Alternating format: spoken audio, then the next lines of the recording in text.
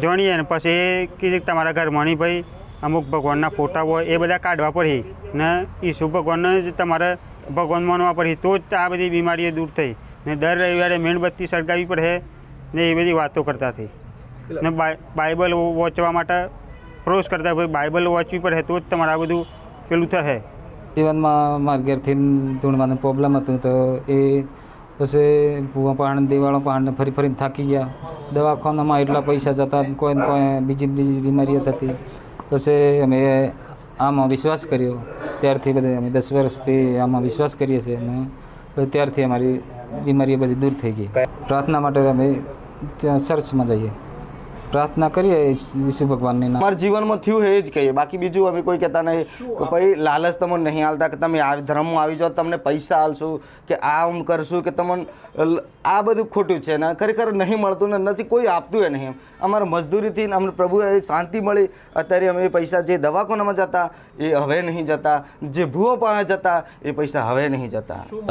अमुक नागरिको अने मळी अने एमनी पासे बाइबल अने ग्रंथ हता अने એ લોકો હિન્દુ ધર્મ વિરોધી વાત કરી અને ઈસાઈ ધર્મ અપનાવવા માટે એ એમની સાથે વાત કરી રહ્યા હતા।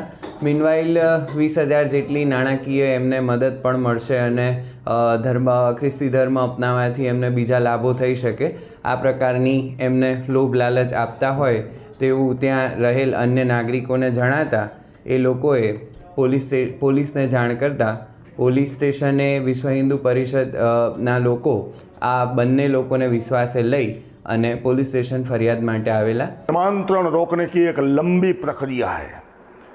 विश्व हिंदू परिषद ने गत 10 साल में 10,22,000 लोगों को वापस अपने स्वधर्म में लाने का काम किया है। 85 लाख लोगों को जाते हुए रोका है।